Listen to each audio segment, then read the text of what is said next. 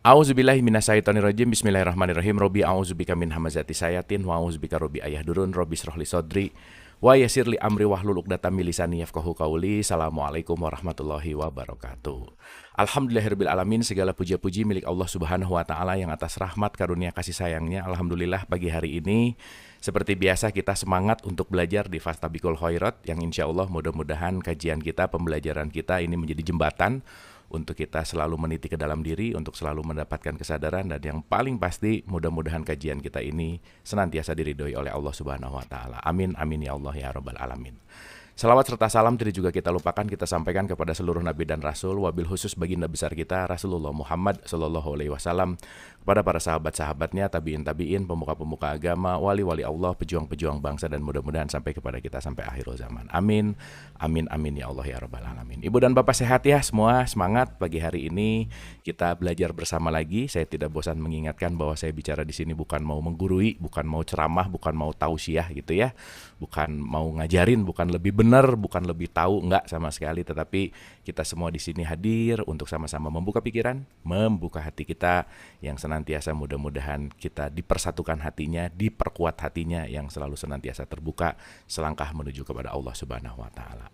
Oleh karena itu, seperti biasa kita akan ada pengumuman di awal speech, opening speech dari Bunda Isya. Kepada Bunda Isya, mangga dipersilahkan. Terima kasih Kang Abu. A'udzubillahi minasyaitonirrajim. Bismillahirrahmanirrahim. Robbi shrahli sodri wa yassirli amri wahlul 'uqdatam min lisani yafqahu qauli. Allahumma sholli ala sayyidina Muhammad wa ala ali Muhammad. Assalamualaikum warahmatullahi wabarakatuh. Ibu-ibu sahabat Fastabiqul Khairat yang dicintai Allah dimanapun berada, terima kasih sudah berkumpul kembali di sini seperti biasa hari Sabtu pagi. Kan kita belajar bersama-sama Kang Abu di sini. Terima kasih juga buat Kang Abu, dan alhamdulillah Teh Dona hari ini sudah sehat dan sudah kembali ke rumah walaupun masih tetap harus menjalani recovery ya Bu ya. Ya. Ibu-ibu, bapak-bapak semua, dan terima kasih juga di sini yang sudah hadir, yang baru-baru hadir. Selamat bergabung di kajian di Majelis Taklim Fastabiqul Khairat. Dan Majelis Taklim Fastabiqul Khairat ini bebas untuk umum, silahkan membawa teman-teman ke sini, dan di sini tidak berbayar, hanya kita di sini bila ada yang mau bersedekah bersama, silahkan, karena kita mempunyai binaan-binaan yang kita selama ini kita santuni, yaitu ada Olas Asih, di sini ada Ibu Eka pembinanya. Terima kasih Bu Eka, selalu rajin hadir di sini. Bu Eka ini membina sebuah rumah jompo, dan rumah jomponya ini sangat unik sekali karena memang para orang tua yang terbuang. Umumnya di situ lebih banyaknya mungkin 80% itu para orang tua yang terbuang, jadi bukan yang dititipkan. Kemudian ada ODGJ juga, Kang Dadang, yang biasanya hadir di sini tapi hari ini tidak hadir, yaitu membina orang-orang yang sakit jiwa, dan ini juga sakit jiwanya bukan yang dititipkan, tetapi ini juga yang terbuang, orang yang sakit jiwa yang di jalanan yang diambil oleh Kang Dadang dan dirawat. Nah, itu juga salah satu binaan kita. Dan Warung Ngaprak Las Asih juga yang di sini dibina oleh Teh Lilis istrinya Kang Ipai. Nah, kemudian ada juga Rumah Pejuang itu yang mengurus anak-anak dan orang-orang dewasa. Sekarang ada orang dewasanya juga yang cancer, tapi yang mereka yang tidak terlalu berkecukupan. Jadi itu dibina oleh Ambu. Nah, di sini kita menyediakan, karena memang dalam Al-Quran surat 58:12 itu menyampaikan bahwa sebelum kita belajar, mari kita sama-sama bersedekah. Pada saat itu belajar itu bertemu dengan Rasul, dan sekarang Rasul sudah tiada.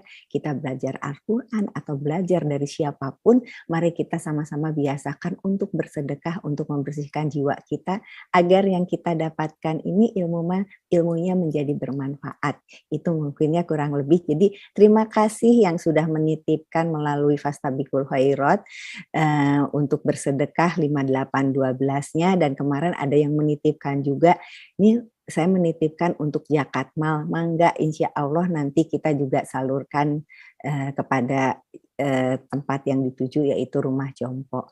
Terima kasih banyak, itu saja pengumumannya dari saya teman-teman, dan hari ini mari kita simak sambungannya dari minggu lalu, yaitu berkunjung ke kelasnya. ke kelasnya ini hari ini akan dijelaskan oleh Kang Abu yang kita kemarin deg-degan untuk nunggu hari ini, dan benar-benar nih Abu benar-benar deg-degan kita nunggu hari ini karena memang benar-benar seru ya dari minggu lalu, dan semoga hari ini menjadi hari yang sangat bermanfaat dan ilmunya juga menjadi ilmu yang manfaat dan ilmu yang disukai oleh Allah dan membukakan kesadaran kita bertambah dan bertambah lagi. Itu saja Kang Abu pengumuman dari saya. Oh iya, kita doakan juga Kang Abu, nanti silahkan didoakan teman-teman kita yang berhalangan hadir pada hari ini karena sakit, karena masih musim sakit. Mari kita doakan sama-sama, khususon untuk ada suaminya Teh Nelly di sini, Ibu Nelly suaminya sedang sakit dan mungkin butuh doa khusus. Nanti tolong Kang Abu bawa untuk kita berdoa khusus untuk suaminya Teh Nelly. Ya itu saja, terima kasih sudah hadir di sini. Mari kita sama-sama simak kajian hari ini dan semoga insya Allah bermanfaat untuk kita semua. Amin amin ya Allah ya Rabbal alamin. Terima kasih Kang Abu. Enggak, hatur nuhun. Terima kasih Bunda Isya. Bismillah, kita akan belajar sama-sama lagi Ibu dan Bapak. Seperti biasa, kita mulai dengan hening dulu sejenak gitu ya, supaya kita menghadirkan diri kita utuh di sini saat ini, supaya kita pintu hatinya terbuka, hikmahnya bisa didapatkan. Oleh karena itu, mari kita lepaskan semua kesibukan yang apapun nih kan, pikiran tuh ke depan, ke belakang, ke depan, ke belakang gitu ya kira-kira. Nah, kita hadirkan diri kita utuh di sini. Di saat di sini 100% gitu intinya. Oke, mangga silahkan yang pakai kacamata boleh dilepas dulu kacamatanya, duduknya lebih tegak boleh ya. Karena duduk lebih tegak itu sangat memengaruhi tulang punggung kita yang lebih lurus, tulang punggung kita lebih lurus, lebih baik nanti distribusi energinya. Kalau distribusi energinya lebih baik juga akan lebih baik juga transmisi energinya, dan semuanya pasti akan membuat kita lebih hadir utuh di sini saat ini. Oke Ibu dan Bapak, kita santai, rileks, hening, matanya boleh dipejamkan. Mulai ditarik nafasnya perlahan-lahan, dibuang perlahan-lahan. Santai, rileks, santai aja rileks. Mari kita perlambat nafas kita. Kenapa nafas kita harus diperlambat? Karena ketika kita melambatkan nafas, kita memberi sinyal kepada tubuh kita kalau kita dalam keadaan baik-baik saja. Karena tubuh kita mengerti, dia membaca aliran nafas kita. Ketika nafas mulai lebih dilambatkan, kita memberi sinyal kepada tubuh kita bahwa I am okay. Maka tubuh akan berganti dari stress mode menuju kepada growth mode gitu. Jadi tubuh kita akan lebih rileks, santai, karena tubuh tahu bahwa oh ini lagi nggak kenapa-kenapa nih, lagi oke-oke aja. Kenapa? Buktinya nafasnya tidak terengah-engah gitu. Oke, tarik nafas perlahan, buang nafas. Tarik nafas perlahan, tahan sebentar, dibuang perlahan-lahan. Nikmati, syukuri nafasnya. Sadari keberadaan sang nafas ini. Syukuri nafas yang diberikan oleh Allah ini. Sampai benar-benar kita benar menikmati nafas. Tarik perlahan, dibuang. Santai, rileks. Oke, supaya kita benar-benar hadir utuh di sini saat ini, mari kita belajar membiarkan pendengaran kita mendengar apa yang dia mau, tanpa dianalisa, tanpa dijudge, tanpa dipikirkan, hanya dengarkan apa yang telinga kita mau dengarkan. Nikmati, santai, rileks.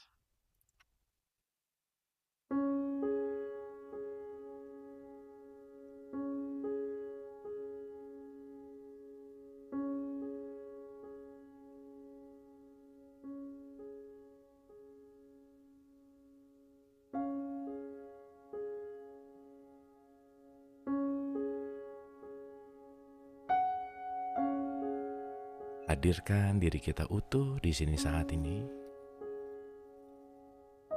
Dan sadarilah, mungkin momen ini yang selama ini kita cari keluar diri kita. Kita sibuk mencarinya kemana-mana. Kita lelah mencarinya ke sana ke sini. Tetapi ternyata apa yang kita cari ada di dalam diri kita di sini saat ini. Santai, rileks, bersyukur, berterima kasih.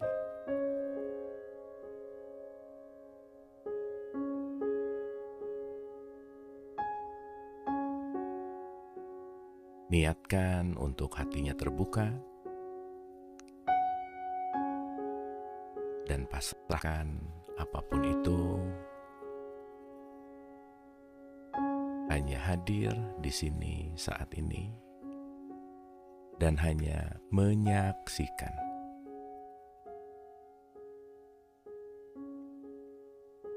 Agar kita hadir utuh, menyaksikan seutuh-utuhnya, mari kita bantu dengan tersenyum manis lepas.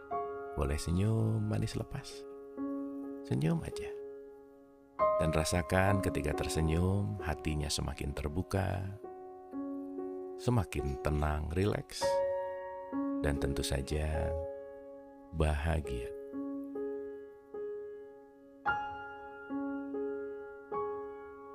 Jika ada pikiran-pikiran yang lewat, tidak perlu dilawan, senyum aja. Niatkan hanya untuk hadir utuh di sini saat ini. Saksikan pikiran yang lewat. Jangan masuk ke dalam pikiran yang lewat. Rasakan semakin ringan tubuh kita, semakin santai, semakin hadir seutuh-utuhnya.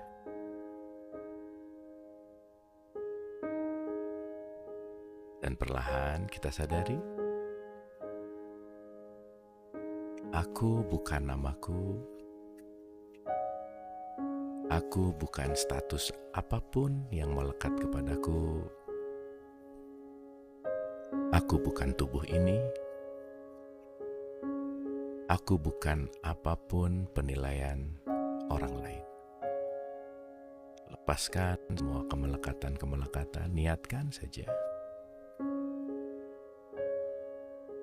Tetap tersenyum manis lepas. Kita berdoa Fatihah. A'udzubillahi minasyaitonirrajim. Bismillahirrahmanirrahim. Alhamdulillahirabbil alamin. Arrahmanirrahim. Maliki yaumiddin. Iyyaka na'budu wa iyyaka nasta'in. Ihdinas siratal mustaqim. Siratal ladzina an'amta 'alaihim ghairil maghdubi 'alaihim waladdallin. Amin, amin ya Allah ya Rabbal Alamin. Boleh perlahan dibuka matanya sambil kita mengusap wajah kita penuh dengan bersyukur.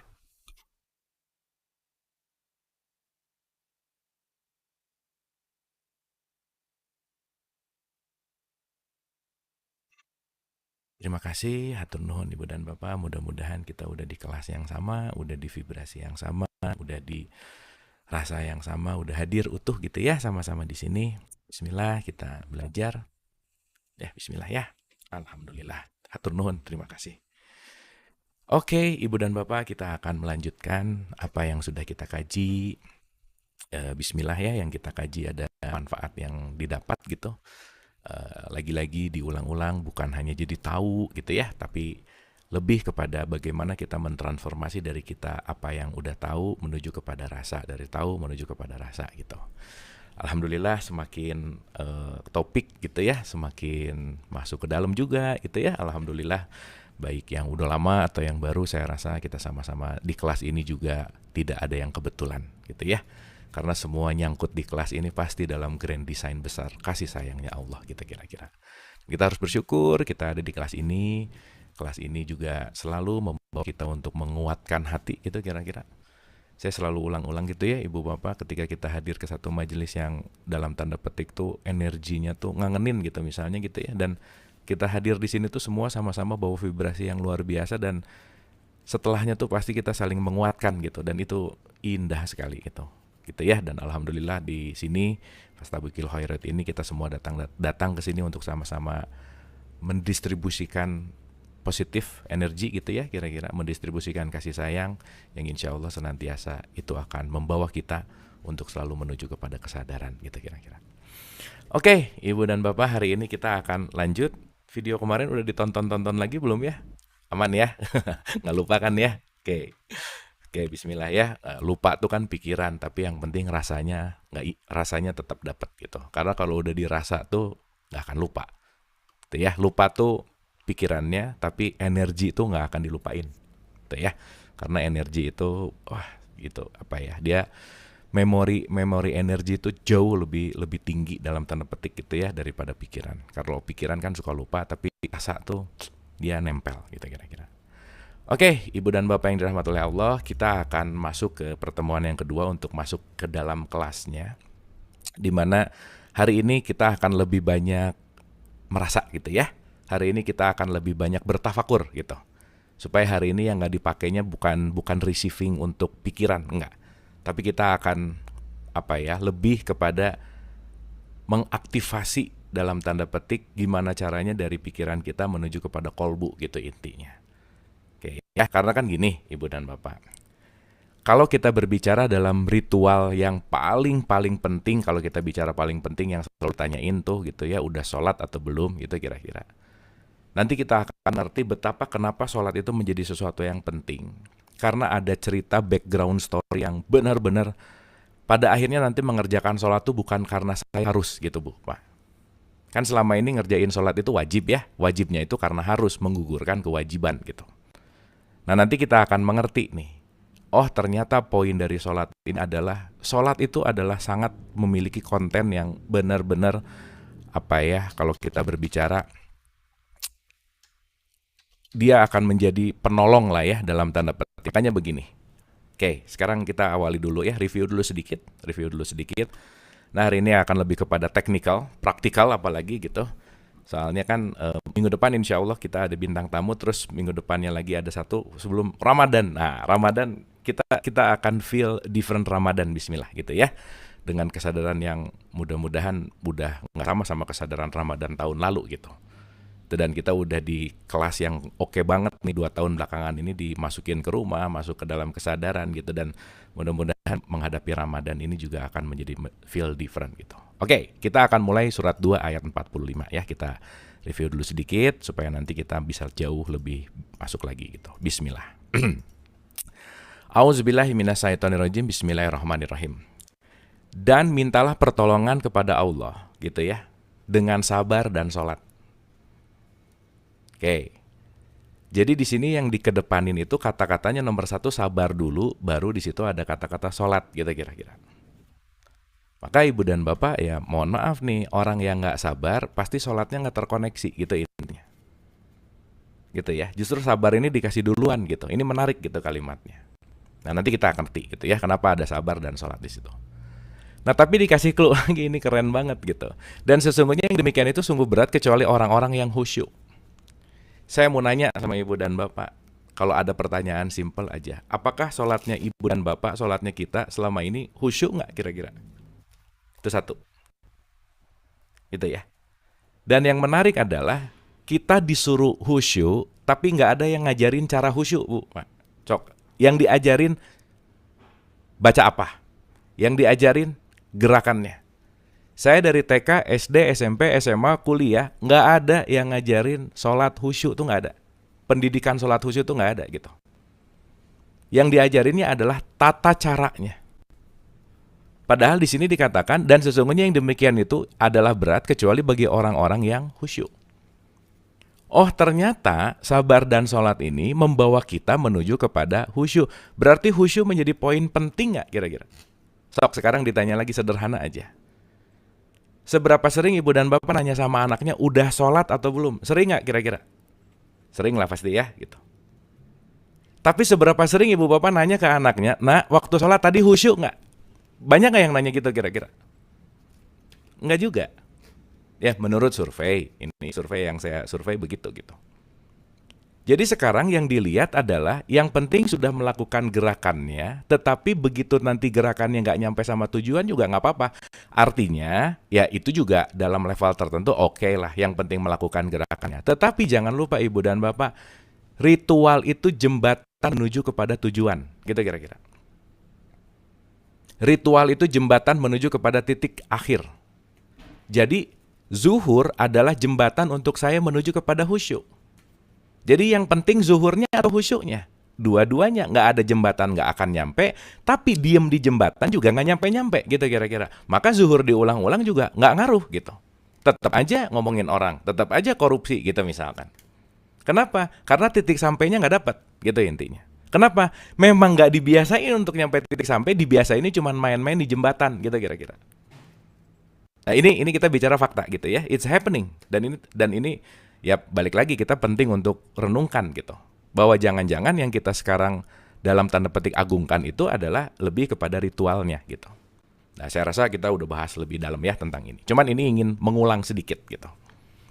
Ya dengan sudut pandang yang lebih luas, dengan kesadaran yang lebih dalam. Kita ulang kalimatnya Ibu Bapak. Dan mintalah pertolongan kepada Allah dengan sabar dan sholat. Jadi minta tolong itu konteksnya adalah sabar dan sholat.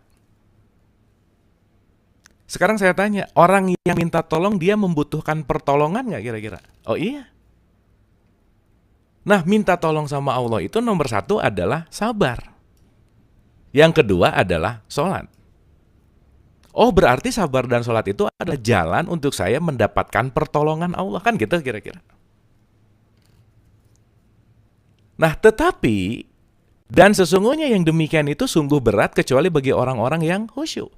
Berat banget nih si sabar dan sholat kecuali kalau kamu itu khusyuk. Nah sekarang pertanyaannya, siapa yang khusyuk? Yaitu orang-orang yang yakin. Nah ini kalau bisa jangan lupa gitu. Jadi khusyuk itu adalah yakin bahwa mereka menemui Tuhan.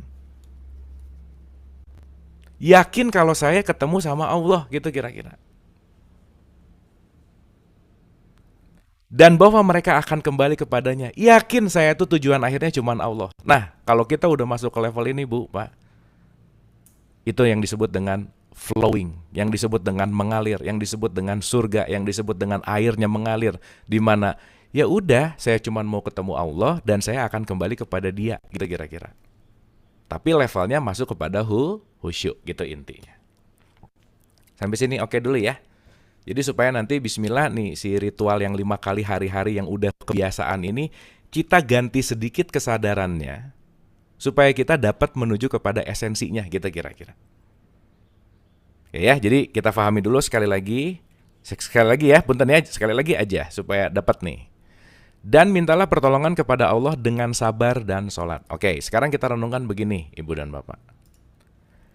Kalau kembali kepada kesadaran yang sejati, di surat 32 ayat 9 itu dikatakan begini. Kemudian dia menyempurnakan dan meniupkan ke dalam tubuhnya rohnya. Jadi kita ini adalah percikannya, ruhnya dia. Ini diri kita yang sejati. Untuk kamu mengenal yang sejati ini, saya kasih perlengkapan ya, namanya apa? Pendengaran, penglihatan, dan fuada, pikiran. Nah di sini hati, di sini konteksnya adalah pikiran. Emang dalam bahasa Indonesia tuh hati di sini lagi nggak ngomongin liver, bukan ya, tapi fungsinya, fungsi pikiran gitu. Tapi menariknya apa kata Allah? Tetapi kamu sedikit sekali yang bersyukur. Oh berarti banyak yang tidak memfungsikan dengan baik gitu kira-kira. Nah sekarang yang jadi pertanyaan adalah, oh oke, berarti kalau kita berbicara dari semua konsep tentang mengenal diri, kenapa ada kata-kata man arafah nafsah faqad arafah robah? Nanti kita mengenal begini, Bu, Pak. Dialah yang awal dan dialah yang akhir. Clear ya? Kita tahu di surat 24 ayat 35 bahwa Allahun Nur. Nur itu cahaya. Allah itu adalah Sang Maha Energi, Sang Maha Hidup, Sang Awal dan Sang Akhir. Gitu kira-kira. Sang Hidup. Sang Hidup ini dipercikan menjadi ruh. Gitu kira-kira. Sedikit ya kita ulang ini nih, supaya nanti kita mengerti. Supaya nanti konsumsi ritualnya itu tidak hanya olahraga gitu, tidak hanya menggerakkan tubuh fisik gitu kira-kira. Dimana karena ruh ini mau dalam tanda petik sekolah di tempat yang materi, maka dia diberikan cangkang. cangkangnya namanya adalah jasad, gitu kira-kira. Oke, cangkangnya namanya adalah jasad. Jadi ibu dan bapak ketika bercermin sekarang sedang melihat cangkangnya, gitu kira-kira. Jadi ibu bapak ketika wudhu sedang mengalirkan air kepada cangkangnya, gitu kira-kira.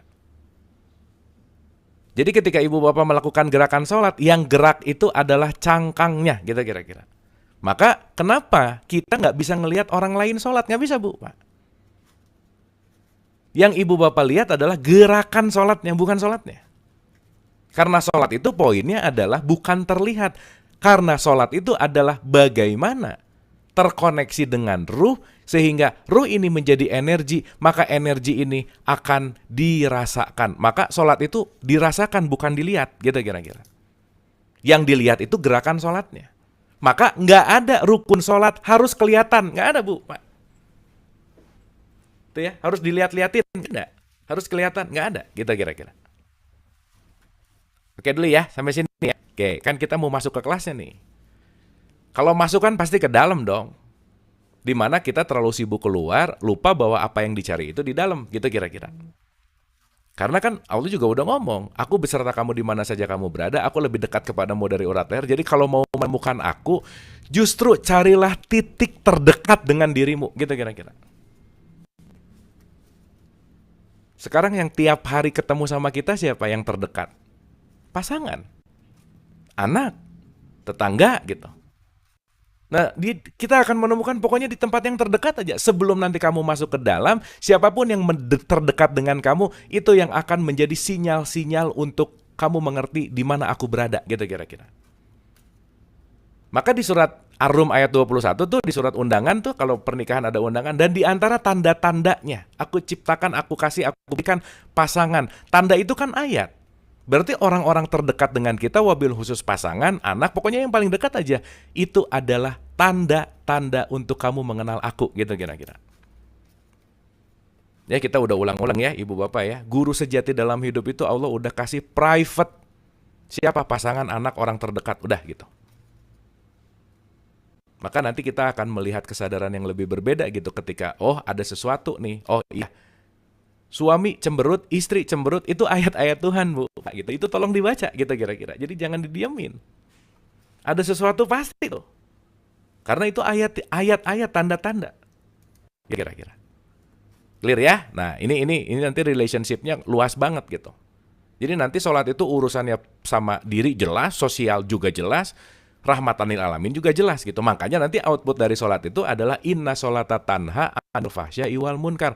Sholat mencegah perbuatan keji dan munkar. Nah, itu poin pentingnya.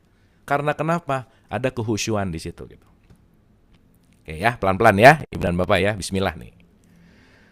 Nah, sekarang yang jadi menarik adalah ketika ruh ini dikasih kemasan jasad, karena kita mau belajar, kita perlu memorinya, aplikasinya, namanya adalah jiwa gitu kira-kira. Oke? Maka manusia itu diberikan yang paling nggak pernah dikasih sama makhluk yang lain, itu disebut dengan yang namanya kemampuan untuk berpikir, Bu. Makanya dikasih akal, gitu kira-kira. Makanya dikasih akal. Nah, sekarang yang jadi pertanyaan adalah kita semua dikasih pikiran, kemampuan untuk berpikir, dan mungkin selama kita hidup ini kita mengisi pikiran-pikiran kita dari eksternal apapun kehidupan kita. Sehingga pikiran kita ini penuh dengan informasi atau memori. Maka ketika kita hanya menggunakan pikiran, kita hanya terlimitasi dengan memori yang masuk ke sini, gitu kira-kira. Maka pikiran itu selalu looping di tempat yang sama, dengan permasalahan yang sama, dengan kadar yang sama. Ketika kenapa? Nggak ada sesuatu yang baru kalau kita hanya mengandalkan pikiran, gitu kira-kira. Itu ya, karena ya udah kalau belajarnya cuma 5, pikiran tahu cuma 5, selesai. Paling nanti dia permutasi 1, 2, 1, 3, 1, 4, 1, 5, 2, 1, dan seterusnya. Tapi dia akan looping di kelas, atau looping di kesadaran, atau looping di tempat yang sama, gitu kira-kira. Maka kalau hidup terlalu menggunakan pikiran saja yang digunakan, yaitu tadi. Bagaimana kita mau move on kalau kita nggak punya, dalam tanda petik, variasi sesuatu hal yang baru ketika kita hanya mengandalkan berpikir, gitu kira-kira. Ya, ini penting sekali nih untuk kita renungkan gitu. Makanya nanti kita akan mengerti begini, Bu, Pak. Setiap hari pikiran ini dikasih informasi baru, apalagi di era media sosial sekarang ya, overload information, pikiran ini penuh banget gitu intinya. Saking penuhnya, banyak orang yang tidak memanage pikirannya gitu kira-kira. Oke?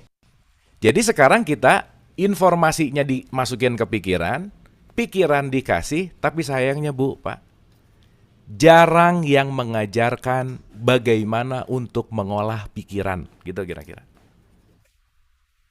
Ibu Bapak pernah ambil kelas olah pikir nggak kira-kira? Gitu ya, kalau olahraga kan ada ya gitu. Tapi olah pikir pernah ada nggak kira-kira? Nah, ini dulu nih yang penting untuk kita sadari gitu. Itu satu ya.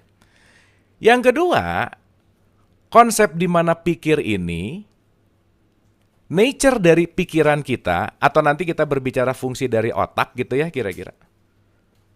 Tugasnya itu adalah dualitas. Maka otak ini organ polarity, dia positif, negatif, baik, buruk, benar, salah. Positif, negatif, baik, buruk, benar, salah, gitu kira-kira. Jadi kalau kita hanya menggunakan dualitas dalam hidup, hidup kita tuh cuma hitam putih gitu kira-kira. Dan ini nanti ada kaitannya sama ego gitu.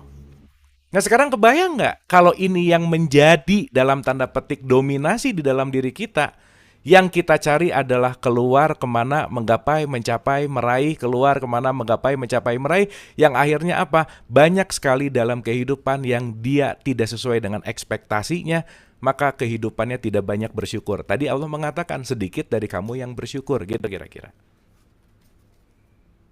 Maka nanti kalau ini volumenya terlalu besar digunakan, nggak ada balancing, yaitu tadi, konteksnya adalah sulit untuk ilaihi rojiun dalam tanda petik gitu. Maka kita tidak hanya dikasih pikir, tapi juga kita dikasih yang disebut dengan yang namanya kolbu atau hati gitu kira-kira. Saya pakai kata kolbu aja ya ibu bapak ya, hati itu suka saru sama liver. Gitu. Nah nanti kita ngerti kolbu itu gimana dan seperti apa gitu. Maka kalau sekarang kita tidak menggunakan manajemen pikir untuk mengaktifasi kolbu, pikirannya menjadi dalam tanda petik Tuhan, tetapi kolbunya tidak diaktifkan, padahal kelasnya dia tuh ada di kolbu, bukan di pikiran, gitu kira-kira. Awas nih, kita salah masuk kelas tiap hari, Bu. Nanti masuk kelas yang salah ya, kita akan berputar-putar. Saya kasih contoh dulu ayatnya ya, sedikit nih. Oke, surat 45 ayat 23. Maka pernahkah kamu melihat orang yang menjadikan hawa nafsunya sebagai Tuhannya? Nah, jadi yang jadi Tuhan tuh hawa nafsu, padahal tiap hari ngomong asyhadu alla ilaha illallah. Yang menjadi leading, yang menjadi pemimpin, yang menjadi menguasai dirinya itu adalah apa? Egonya, hawa nafsunya. Ada di mana? Pikiran. Sebagai Tuhannya, dan Allah memberikannya sesat berdasarkan ilmunya, dan Allah mengunci mati pendengaran dan hatinya dan meletakkan tutupan atas penglihatannya. Siapa yang akan memberinya petunjuk dan seterusnya. Dan artinya ini mau ngasih tahu bahwa waspada ketika kamu tidak mengontrol pikiranmu, tetapi pikiranmu yang mengontrol kamu, gitu kira-kira. Oke ya, ibu bapak ya. Oke, nah sebentar lagi nanti kita ngerti nih lebih dalam sedikit aja. Bismillah Bu, Pak. Once kita ngerti ini, setidaknya kita punya kontrol dan kuasa terhadap diri kita. Nah gitu. Karena begitu ibu bapak marah, begitu ibu bapak mencaci maki, begitu kita semua jadi ngejelekin orang, itu kita lagi nggak kekontrol tuh. Jadi justru ego yang mengontrol kita, gitu kira-kira.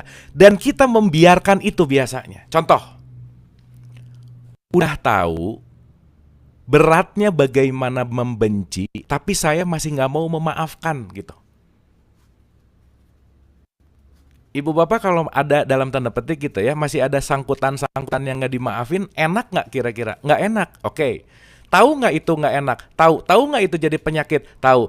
Mau nggak memaafkan? Nggak. Gitu kira-kira, gitu ya. Nah itu keluar tuh. Dan nanti kita akan sama-sama paham banget kenapa begitu. Karena kita sudah terbiasa membiarkan pihak lain dalam tanda petik mengontrol diri kita. Nah, pihak lainnya nanti Quran mengindikasikan namanya adalah setan gitu kira-kira. Jadi kita nggak punya kuasa atas diri gitu. Ibu Bapak kita udah pernah belajar manajemen iblis ya. Kita nyari iblis tuh nggak usah jauh-jauh Bu Pak. Nih ya, salah satu iblis nih. Belok lu dikit ya supaya nanti oh tahu nih. Jadi yang lagi menguasai saya tuh siapa gitu kira-kira. 38 ayat 71. A'udzubillahi minasyaitonirrajim. Bismillahirrahmanirrahim. Ingatlah ketika Tuhanmu berfirman kepada malaikat, sesungguhnya aku akan menciptakan manusia dari tanah. Jelas ya?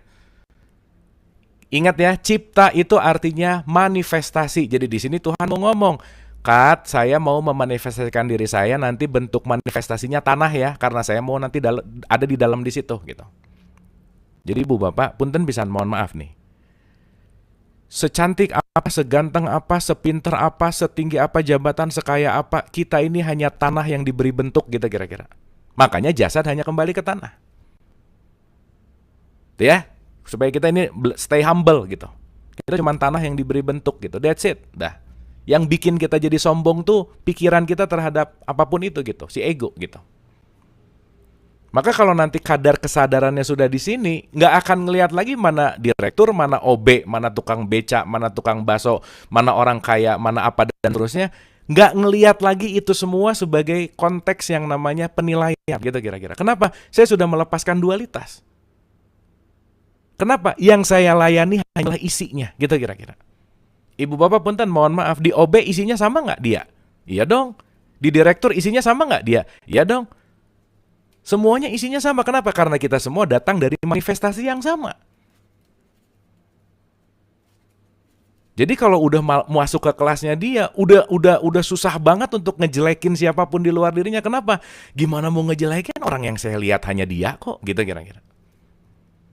Kemana saja kamu menghadap, di situ hanya wajah Allah. Memang sih Bu, Pak, PR banget ya ngelihat wajah Allah di orang yang nyebelin. Waduh, PR banget gitu. Tapi kan tadi dibilang, khusyuk. Kalau kamu khusyuk, yang kamu lihat itu isinya. Tapi kalau kamu nggak khusyuk, yang mau lihat itu kemasannya, gitu kira-kira. Simpel ya Bu, Pak. Tapi kita nggak pernah diajarin sholat gini nih masalahnya gitu. Yang penting zuhur 4 rakaat ya. Bacaannya gini selesai. Assalamualaikum, assalamualaikum. Alhamdulillah. Nah, udah sholat belum? Udah, bagus. Selesai. Ya nggak apa-apa juga. Bismillah ya Ibu Bapak. Kita for the next generation, mari kita ganti pola pendidikan untuk mengenal Tuhan, mengenal Allah dalam bentuk sholat, puasa apa. Tidak hanya ritual minded gitu kira-kira. Bersyukur, berterima kasih, alhamdulillah. Hadir Ibu dan Bapak di sini yang saya rasa punya sama-sama visi misi untuk memperbaiki generasi yang akan datang gitu ya Bu, Pak. Semua datang dari mana? Dari kita. Yuk kita mulai dari diri sendiri gitu kira-kira. Ini kita bagian kecil Bu, Pak, cuman berapa orang nih? Cuman 88, tapi nanti runtutannya insya Allah panjang Bu, Pak. Itu ya, bismillah. Jadi mudah-mudahan ya kita punya tekad, punya niat yang bismillah untuk selalu melakukan satu perbaikan gitu intinya. Oke, nah berikutnya dikatakan begini. Maka apabila telah kusempurnakan kejadiannya dan kutiupkan kepada roh ciptaanku, maka hendaklah kamu tersungkur dan bersujud kepadanya. Lalu seluruh malaikat itu bersujud kecuali iblis. Dia menyombongkan diri, adalah dia termasuk orang yang kafir. Jadi kalau saya lagi sombong, saya lagi di hijack sama pihak lain gitu Bu, Pak. Jadi kalau saya lagi marah, saya lagi di hijack sama pihak lain. Tetapi menariknya saya membiarkan diri untuk di hijack dong, gitulah kira-kira Bu. Paham ya Bu, Pak? Jadi nanti kalau mulai marah, mulai sadar, oh ini ada yang hijack nih. Nah minimal itu aja dulu. Begitu nanti ada pemikiran-pemikiran negatif, ngejelekin apa dan lain-lain, disadari bahwa ada pihak lain yang sedang menghijack saya, gitu kira-kira. Oke ya, karena nanti tugasnya si tukang hijack ini, tugasnya cuma satu Bu, Pak. Membuat kita untuk gak masuk ke kelasnya Tuhan. Dah gitu, intinya itu aja. Makanya Ibu Bapak kalau datang ke pura, Ibu Bapak ngelihat itu raksasa-raksasa gede banget bawa tongkat gitu kira-kira. Itu tuh itu tuh simbol dari dalam tanda petik itu pokoknya di rumah ibadah gitu di depan tuh suka ada simbol-simbol gede yang bawa gada, bawa itu kan guard gitu. Supaya ngelewatin itu, si pihak lainnya keluar dulu gitu, supaya si setannya takut dulu gitu kira-kira. Kalau di masjid ada batas suci, Bu, Pak. Dan ini masuk ke sini jangan bawa-bawa pihak lain dong gitu intinya. gitu ya kira-kira. Makanya disuruh wudhu dulu, disuruh bersihin dulu. Maka kenapa kalau mau ke pura ada ketemu air dulu apa? Wah ibu bapak ini kalau kita dalemin dalam konteks yang lebih dalam, keren banget gitu. Ya Allah ini bagus banget gitu ya, membuat ini supaya masuk ke dalam kelasnya itu benar-benar pure only you and me gitu kata Tuhan. Nanti akhirnya you-nya hilang, tinggal me. Disitulah kita bisa mengatakan la ilaha illallah gitu kira-kira. Nah sekarangnya kan aku kecilnya ada terus sih gitu kira-kira. Oh kalau nggak saya tolong, oh nggak bisa makan dia nih. Oh kalau nggak saya ajarin, oh kalau bukan saya nih yang ngajak, udah tuh selesai aja. Itu pihak lain aja. Nah ibu bapak nanti bisa merasakan nih, ngobrol sama siapapun yang lagi kita ajak ngobrol tuh pihak mana gitu kira-kira. Nah ibu bapak, nggak bisa kita punya kepekaan itu kalau nggak pernah sholat. Gitu aja udah gampangannya. Maka sholat itu penting banget. Nah kita udah tahu ya, sholat itu bukan hanya sholat ritual, bukan gitu. Tetapi kita nanti akan mengerti bahwa jangan lupa ibadah jasmani juga iya, ibadah ruhani juga iya. Jadi sholat jasmani dan ruhani juga iya. Makanya di surat 2238 dikasih tahu, peliharalah semua sholatmu dan sholat wusto. Wusto itu pertengahan. Yang di tengah-tengah itu adalah kolbumu. Kolbu itu di tengah-tengah kan intinya, di center gitu. Itu juga koneksikan dong dengan Tuhan gitu kira-kira. Jadi jangan hanya berpikir sesuatu yang ritual gitu kira-kira. Sampai sini oke, ibu bapak aman? Sip. Wah ini jadi serius banget. Gini nih ibu bapak boleh ambil cemilan-cemilan. Ibu bapak jangan serius dong, kita santai ya. Jangan jadi gitu, jangan ya. Kita santai aja, relax aja. Sambil ngopi boleh, yang penting jangan tidur. Itu yang penting. Sip ya. Oke. Ini akan sedikit penting untuk diendapkan, direnungkan. Tapi once kita lewatin tahapan ini, ibu bapak, bismillah kita akan ngerti gitu. Ya, ini akan sedikit a little bit hard lah ya, sedikit aja tapi penting gitu. Oke, jadi yuk santai, relax, lepas. Bismillah. Oke, nah sekarang ini yang akan kita selalu cermati. Ibu bapak, kita komitmen ya, komitmennya gini.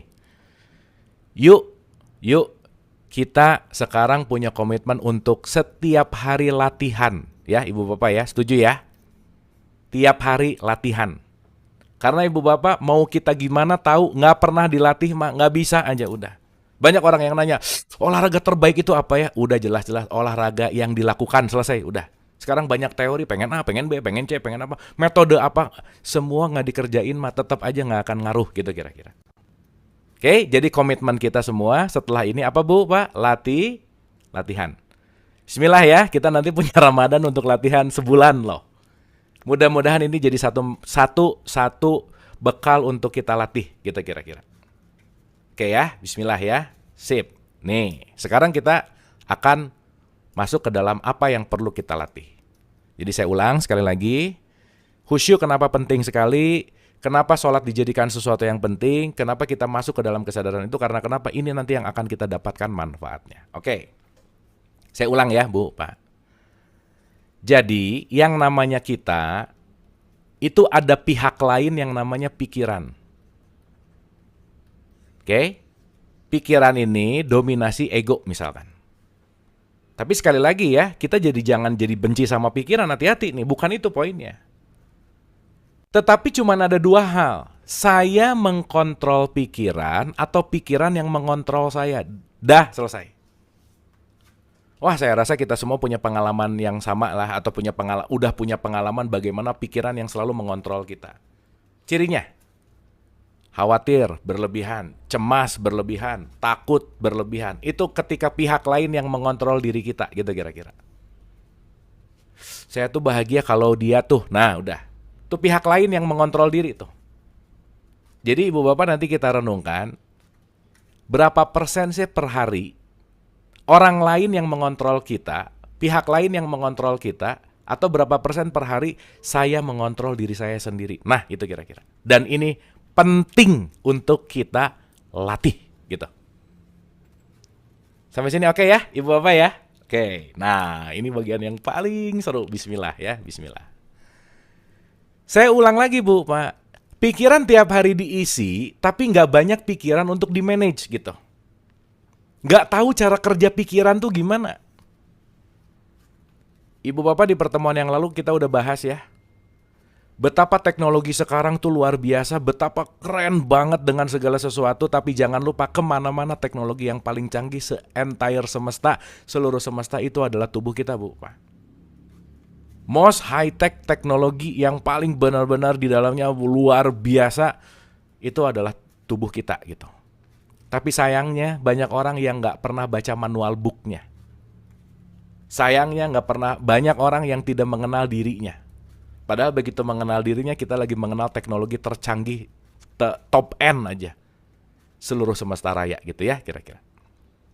Oke, nah sekarang kita dikasih pikiran ini, udah pasti ada tujuannya, Bu. Udah pasti dong. Nah, kenapa tadi saya mengajak latihan sama-sama? Karena sesaat lagi kita akan belajar untuk mengelola pikiran, how to manage our mind. Gimana cara memanage pikiran. Karena kalau kitanya nggak sadar, pikiran kita tuh tidak termanage dengan baik, Bu, Pak. Udah pasti aja. Udah pasti. Jadi kalau sekarang nih ya, saya kasih contoh nih, Ibu Bapak ya. Ciri-ciri pikiran yang tidak termanage ya, ciri-ciri. Nomor 1 yang paling physically dirasakan, cepat lelah. Itu nomor 1. Pernah nggak Ibu Bapak ngerasain nggak ngapa-ngapain nih, dari tadi cuman duduk, tidur-tiduran, tapi lemas banget gitu misalnya. Nggak ada sih aktivitas yang berat, tapi kenapa ya lemes banget gitu, nggak bergairah, nggak ada tenaga, nggak ada energi gitu kira-kira. Karena nanti Ibu Bapak ini akan sangat berkaitan erat dengan energi. Jadi Ibu Bapak ini di awal dulu saya mention ya supaya nanti kita semangat gitu latihannya. Tiap hari Bu, Pak, banyak banget bocornya energi yang keluar kita nggak sadar dan itu jadi tidak bermanfaat. Kebayang nggak Bu, Pak, kita punya mobil, tangki bensinnya bocor, diisi full tank baru 5 meter habis, diisi full tank baru 5 meter habis. Nah kita kalau nggak bisa memanage pikiran, energinya leaking, bocor kemana-mana, itu yang membuat kita jadi gampang lelah, gampang capek, gampang bad mood, gampang macam-macam lah gitu kira-kira. Sip ya, Ibu Bapak ya. Ini penting sekali lagi, ini penting banget. Bahkan ya, ini saya juga belajar dari salah satu guru. Wah, terima kasih juga saya bisa dipertemukan dengan beliau gitu. Dia tuh sampai ngomong gini, Bu. Saya tuh nanya satu hal. Guru, ini pertanyaannya agak kurang ajar tapi penting gitu ya. Saya juga minta maaf dulu sih gitu. Saya nanya gini waktu itu. Guru, kalau 1 jam lagi dipanggil dalam tanda petik, ya. Ini pertanyaan yang pengen saya lontarkan nih ya. Tapi ya ini saya analogikan gitu, jangan tersinggung.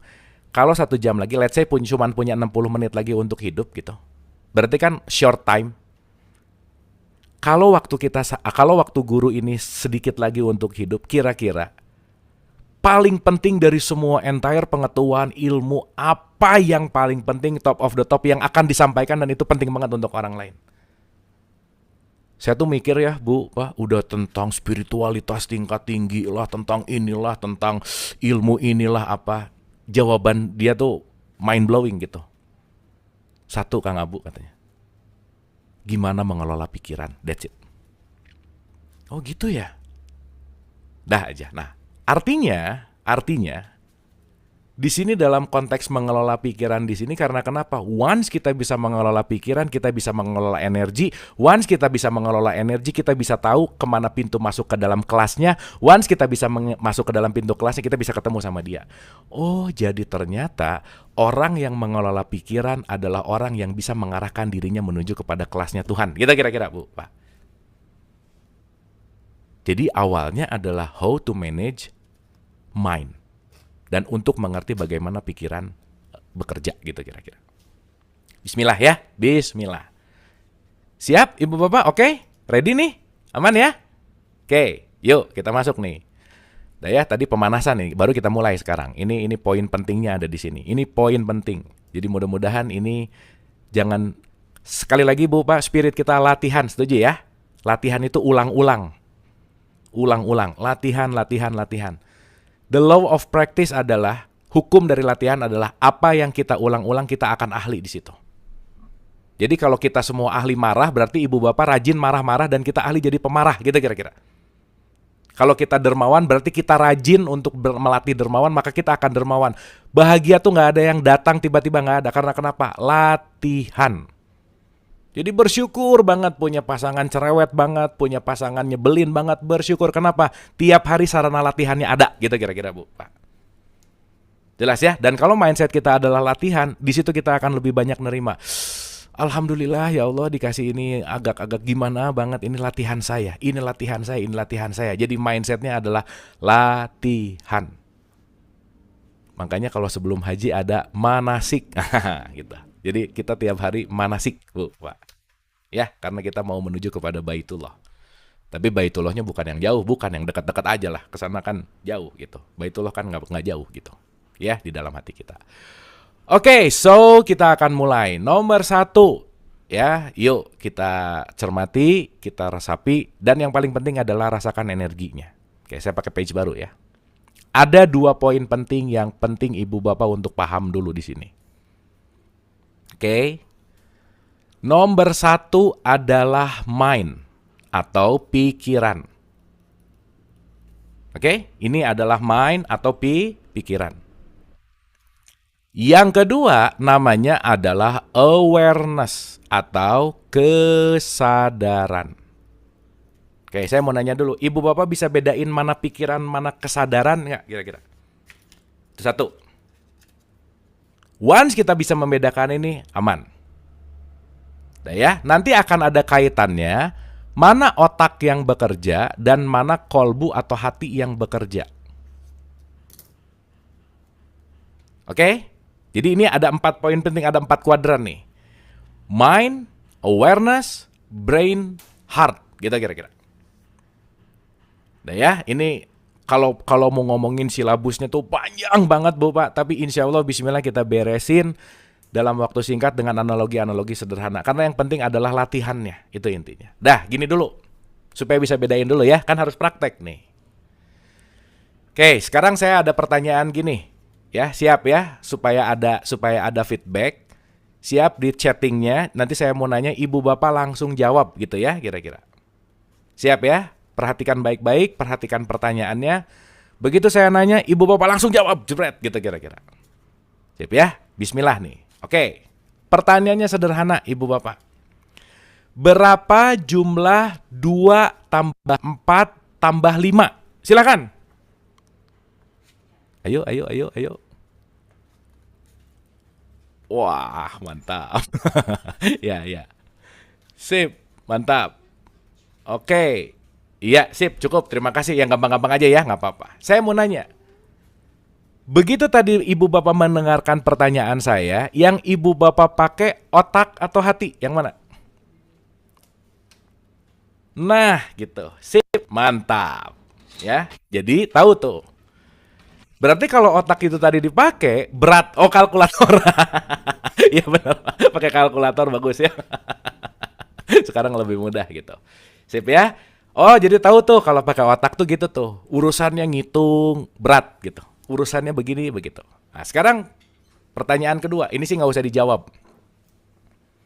Ya, ini nggak usah dijawab lewat chat aja. Oke. Pertanyaan yang kedua adalah, coba ibu tolong ingat-ingat, ibu bapak tolong ingat-ingat, kapan terakhir liburan dan kemana? Terus waktu itu apa yang dirasakan waktu liburan itu? Meskipun mungkin udah agak lama ya ngemain-main misalkan gitu. Nah, dapat ya? Begitu tadi ditanya matematik yang berfungsi adalah otak, tetapi begitu ditanya sesuatu yang experiencing, itu masuknya ke dalam kolbu tuh, gitu kira-kira. Maka ibu bapak kalau otaknya banyak isi teori, nggak pernah jadi experience, berat udah. Maka kenapa make sense sekarang? Allah hanya memberikan ilmu ketika ilmu yang udah ada diaplikasikan, gitu kira-kira Bu Pak. Paham ya? Makanya ada kaburomaktan indallahi antakulu malatafalun. Benci banget dalam tanda petik ya. Kamu banyak ngomong tapi nggak ngerjain gitu. Banyak tahu tapi nggak jadi experience. Dan ketika pengetahuan yang banyak sekarang tidak menjadi experience, itu yang akan membuat menjadi seseorang dalam tanda petik gitu ya. Yaitu tadi, tidak holistik jadinya. Sekarang banyak orang ngelihat gunung tuh lewat YouTube, ngelihat apa lewat gambar, ngelihat apa lewat tayangan, semua. Dia nggak pernah mengalami langsung gitu kira-kira. Makanya Quran itu kitab untuk dialami gitu kira-kira. Jelas ya, makanya pengalaman itu penting. Dah, at least kita ngerti dulu, oh pakai otak begini, oh pakai hati begini, gitu. Itu kan dua fungsi yang beda tuh. Maka waktu nginget-nginget liburan, nggak capek gitu, nggak berat gitu. Karena kenapa? Move in dia.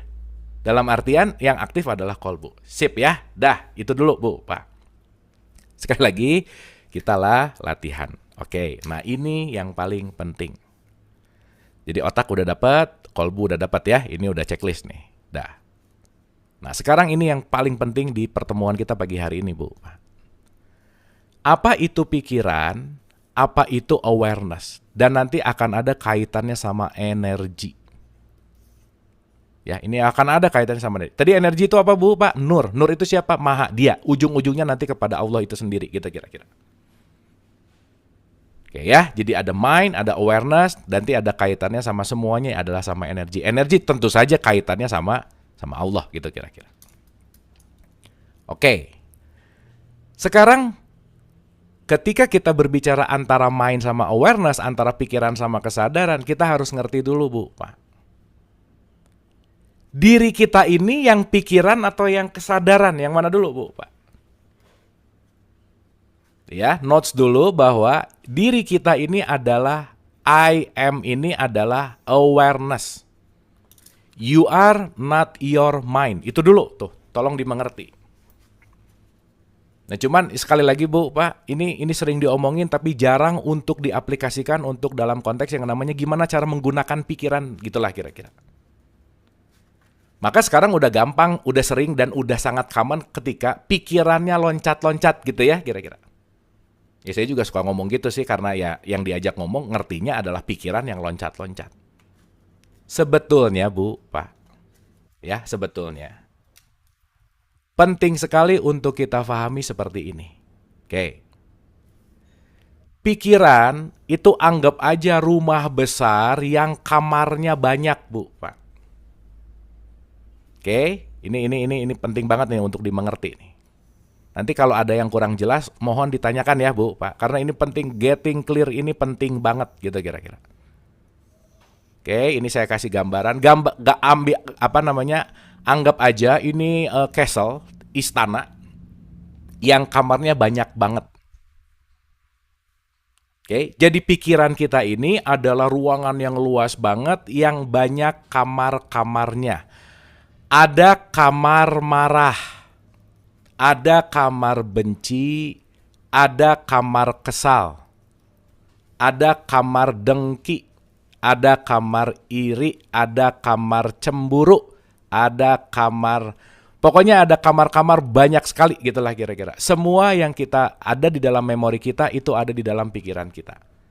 Tentu saja ada senang. Tentu saja ada pengetahuan tentang fisika, kimia, biologi. Pokoknya ini semua diisi oleh memori-memori gitu kira-kira. Jelas ya? Nanti ibu bapak boleh isi sendirilah memori-memorinya. Cuman ini saya mau ngejelasin ini supaya mudah aja. Nah, yang paling terpenting, senternya itu adalah tenang, damai, bahagia. Itu center. Bahagia. Itu titik tengahnya. Ya, ini centeringnya aja gitu. Sampai sini oke dulu, Ibu Bapak? Paham ya? Jadi, pikiran kita itu seperti kamar di dalam istana yang besar, yang dia punya kamar-kamar masing-masing, dan di situ kamar masing-masing itu dia menempati dengan rasanya masing-masing, dengan kriterianya masing-masing. Maka ada kamar kesal, kamar marah, kamar benci, cemburu, iri, senang, bahagia, tenang, damai, lucu, komedi, fisika, kimia, biologi. Pokoknya semua yang dari kita lahir sampai sekarang masuk ke dalam memori, itu kamarnya ada di dalam kamar istana itu, gitulah kira-kira. Sip ya, aman ya, paham ya? Oke. Nah sekarang saya tanya, Ibu bapak pernah nggak bangun tidur happy banget? Terus abis gitu, baca satu message tuh. Dari tadi happy, split second tiba-tiba jadi langsung naik pitam jadi marah. Pernah gitu nggak Bu, Pak?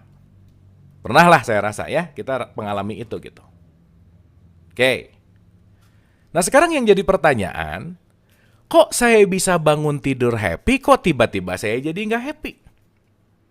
Kok saya bisa jam 8 happy, setengah 9 jadi marah-marah, jam 10 reda lagi, jam 1 datang lagi yang nyebelin, marah lagi, kesel lagi, sampai malam kesel, sampai besok pagi lumayan agak turun, happy lagi, bolak-balik, gitulah kira-kira. Nah, ternyata ibu bapak, ya ini penting sepenting-pentingnya.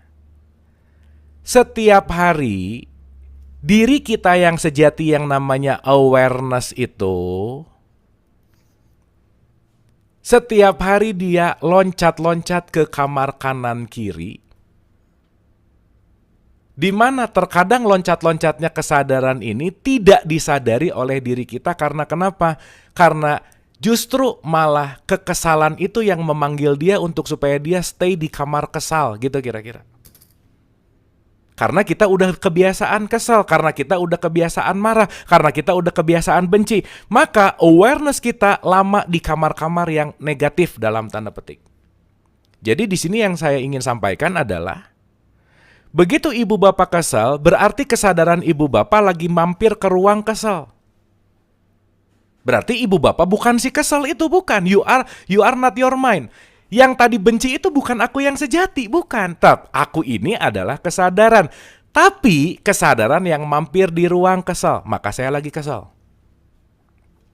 Ibu bapak sekarang lagi ada di ruangan apa? Di ruangan belajar kan? Disinilah anggap.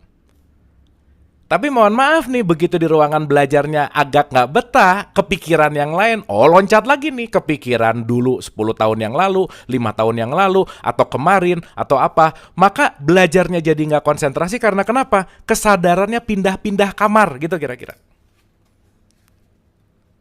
Sampai sini oke dulu Bu, Pak? Bisa bedain ya, mana kesadaran, mana pikiran. Berarti ketika ibu dan bapak marah, ibu bapak marah bukan? Bukan. Kesadaran yang ada di ruangan marah. Berarti ketika ibu dan bapak dengki, kita si dengki bukan? Bukan. Maka harus ditanya, yang marah ini siapa? Nah gitu. Kalau kita pakai self-inquiry, yang marah ini siapa? Yang benci ini siapa? Ternyata bukan diri kita yang sejati. Karena kita adalah awareness itu sendiri. Kita adalah sang kesadaran itu sendiri. Ini poin pentingnya Bu. Sampai sini oke? Paham ya? Oke. Nah, kita lanjut sedikit nih. Oh, ternyata saya kalau lagi dalam keadaan marah, saya sadar dulu. Kesadaran saya lagi ada di ruangan marah. Ibu bapak, ruangan marah ini kamarnya nggak kekunci.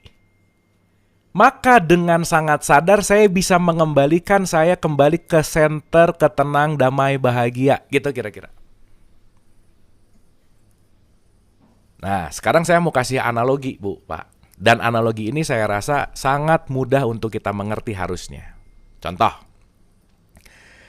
Ibu bapak kita semua pasti pernah nonton film bioskop aja anggap. Oke? Nah ini film bioskop itu paling gampang untuk menganalogikan bahwa kita melepas kontrol awareness waktu lagi nonton. Kenapa? Begitu nonton, masuk ke ruangan, mulai gelap, selesai mulai gelap, filmnya mulai nyala dengan adegan-adegan. Begitu adegannya sedih, ikut sedih nggak kira-kira? Awareness kita ke kamar sedih. Abis gitu ketawa-ketawa pemerannya, awareness kita ke kamar ketawa-ketawa. Abis gitu deg-degan, awareness kita ke kamar deg-degan. Abis gitu ada pembunuhan, jadi takut, jadi serem, ada horornya, ada bahagianya. Pulang dari bioskop, awareness kita itu diacak-acak sama film untuk loncat-loncat ke ruangan-ruangan dan seterusnya gitu kira-kira. Oke ya, ibu bapak ya. Ibu bapak kalau nonton film sambil meditasi nggak akan kerasa filmnya, gitu ya. Karena kita di tengah terus mau ada gimana, ya udah aja. Mau ada gimana, ya jangan gitu juga ya. Nggak usah menonton meditasi di dalam nggak kerasa, ya jangan gitu. Tapi sekarang ibu bapak mohon maaf nih, mari kita aplikasikan setiap hari itu kita lagi nonton drama komedi dalam konteks drama bioskop atau drama thriller di kehidupan kita itu sama seperti bioskop. Orang yang datang ke kita itu film yang mau mengambil awareness kita dari ketenangan kedamaian untuk pindah kamar nggak? Itu pilihan. Begitu ada datang orang nyebelin, kalau kita nggak sadar awareness kita ini ada di mana, bahkan kita nggak sadar tiba-tiba awareness ada di kamar kesel aja, marah-marah aja udah. Sampai sini oke Bu, Pak? Clear ya? Jadi sekarang Ibu Bapak begitu ada sesuatu, ngerti dulu, ini bukan aku nih. Pihak lain, pihak lainnya siapa? Si kesel, si marah, si benci, ini tuh setan, di mana bisikin terus, di mana mereka manggil-manggil kita, udah di kamar marah aja yuk yang lama-lama gitu kira-kira. Nah Ibu Bapak, semakin sering kita ke kamar itu, semakin otomatis kita akan mengaktifkan kamar itu. Dah, itu poinnya. Maka Ibu Bapak, nah kenapa tadi saya bilang latihan? Yuk Ibu Bapak, kita sekarang latihan untuk agak banyak keluar dari kamar kesal, kamar marah, kamar benci, kamar dengki, kamar ini. Karena kenapa? Kamar-kamar yang jarang dikunjungi, itu nanti akan agak lama masuknya. Sampai sini oke Bu, Pak? Paham ya? Oke ya? Supaya nanti, nah Ibu Bapak sekarang lagi ada di kamar belajar nih. Tiba-tiba ada notifikasi, tiba-tiba kepikiran apa, hati-hati tuh. Begitu Ibu Bapak lagi keluar dari kamar belajar, yang tiba-tiba kepikiran apa, balikin lagi ke kamar belajar karena saya lagi belajar. Balikin lagi ke kamar belajar karena saya lagi belajar. Nah Ibu Bapak, mengembalikan ke titik tengah atau mengembalikan ke titik tertentu yang kita inginkan, itulah yang disebut dengan yang namanya sabar, Bu, Pak. Nah gitu kira-kira. Sekarang kalau ngomongin sabar tuh ngerti gitu. Bukan, nggak apa-apa, bukan. Tetapi keep di dalam satu kamar tertentu dalam periode waktu yang agak lebih lama, sehingga sabar akan menghasilkan sholat. Nah, kita ada di kamar dalam periode lama, itulah yang disebut dengan yang namanya sholat. Wabil khusus ada di center, tenang, damai, bahagia. Maka beres sholat, salam kanan, salam kiri, gitu kira-kira. Dikit lagi ya. Berarti Ibu Bapak sholat keren banget nggak? Iya, dari subuh sampai zuhur kerjaannya di kamar kesel dulu. Woi, ke tengah dulu dong, sholat dulu. Nah, tuh disuruh ke tengah, disuruh center. Habis zuhur, marah-marah lagi, benci lagi. Weh, ke tengah lagi. Nah, sholat. Jadi sabar, sholat penolong. Karena kenapa? Sadar bahwa aku adalah awareness. We are not our mind. Karena kalau kita adalah main, kita ganti-ganti Bu, Pak. Pagi seneng kok, malam jadi bete. Nah sekarang mulai sadar, oh tadi pagi saya lagi di kamar seneng, udah stay di sini mau ada yang ngeselin juga nggak apa-apa, saya mau stay aja di sini. Karena saya stay di sini atau pindah ke kamar benci atau marah, itu keputusan kesadaran saya. Saya mau memilih untuk stay di kamar ini. Maka Ibu Bapak, dalam kesedihan apapun, ketika kita still pengen stay ada di kamar tenang, damai, bahagia, kita akan selalu tersenyum dalam ombak-ombak yang tinggi. Kita akan selalu merasa bahagia dan seterusnya dalam keadaan apapun. Kenapa? Melatih diri kita tetap di center, di titik atau di kamar tengah gitu kira-kira. Ya Ibu Bapak ya, ini kita harus latihan nih. Latihannya hari-hari. Nah tradisi Islam udah dikasih sholat bahkan. Jadi nanti kita ngerti bahwa, makanya nanti kalau ketemu apa, ini jadi gini nih, bukan cuek. Cuek tuh ada kamarnya sendiri Bu, Pak. Cuek di sini. Ya, gitu ya. Kalau cuek ke kamar cuek berarti apatis, nggak mau tahu, nggak ngerti, bodoh amat gitu.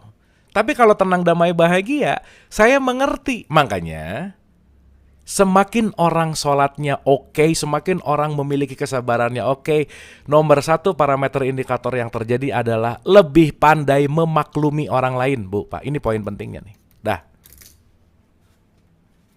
Ya udah maklum lah. Memaklumi itu dalam pengertian kesadaran loh, bukan cuek, bukan.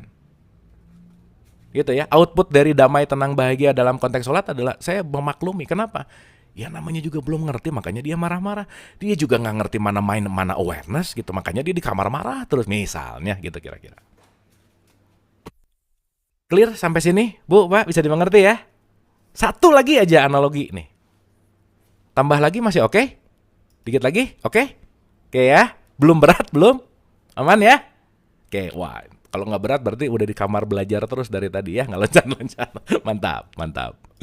Oke, satu lagi Bu, Pak. Ini analogi penting banget. Bismillah ya, bismillah.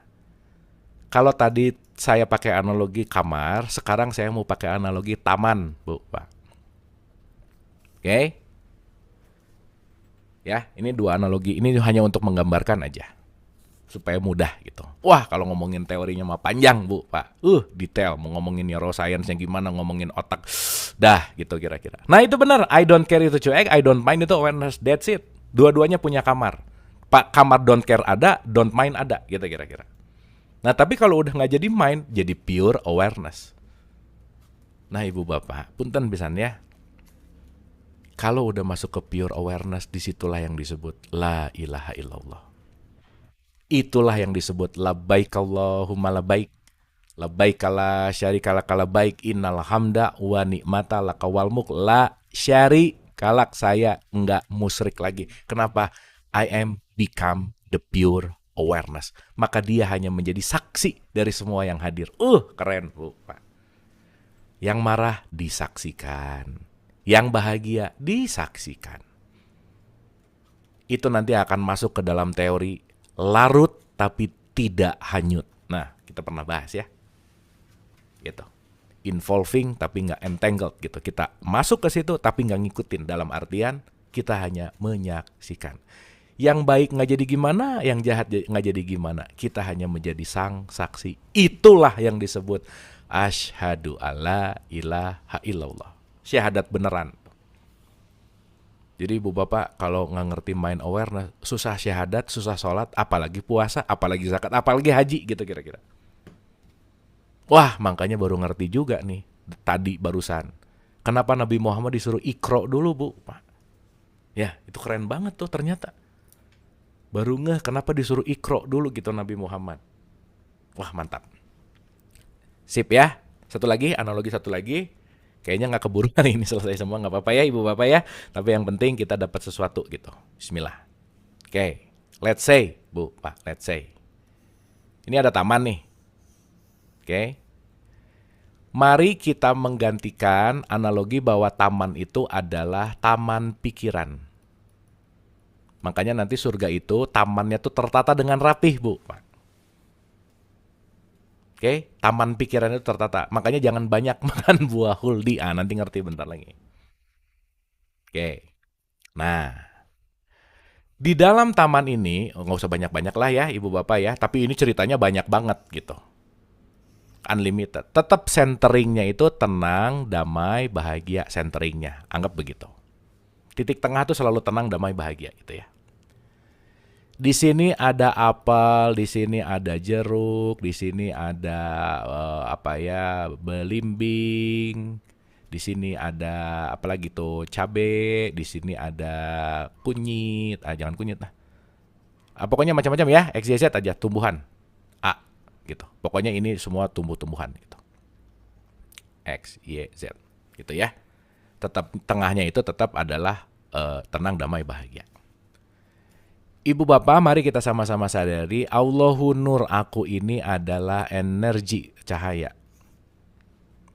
Oke? So, kita ini adalah makhluk energi, maka kita mengalami kehidupan abada, kita udah bahas. Abadi. Ruh itu abadi, nggak ada selesainya. Yang selesai itu adalah tubuh fisik gitu. Maka kita punya kesadaran mau kepada yang terlimitasi atau tidak. Your choice. Balik lagi. Anyway, nanti kita bahas ini lebih dalam di pertemuan yang akan datang. Energi ini anggap itu air, Bu, Pak. Sadari kita itu punya energi per hari itu terbatas. Oke? Per hari itu terbatas. Nanti kita ngerti kenapa terbatas.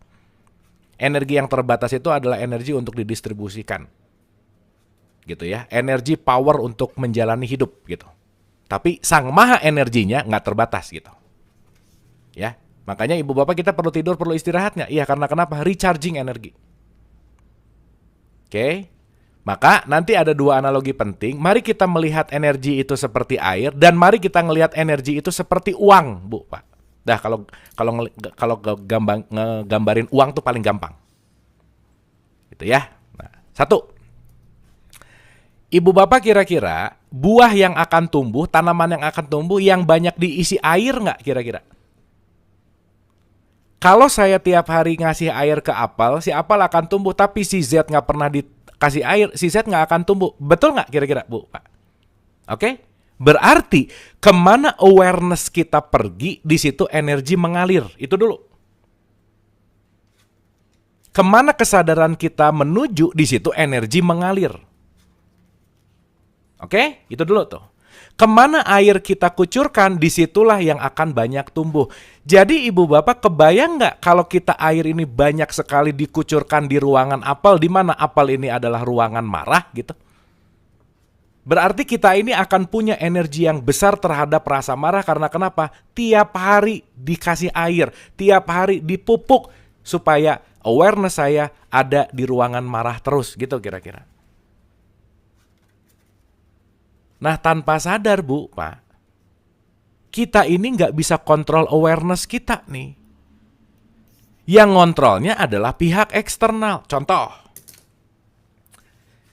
ibu bapak pernah nggak mengalami dalam satu restoran misalkan atau dalam satu tempat misalkan kita ngeliat tiba-tiba ada orang yang berantem.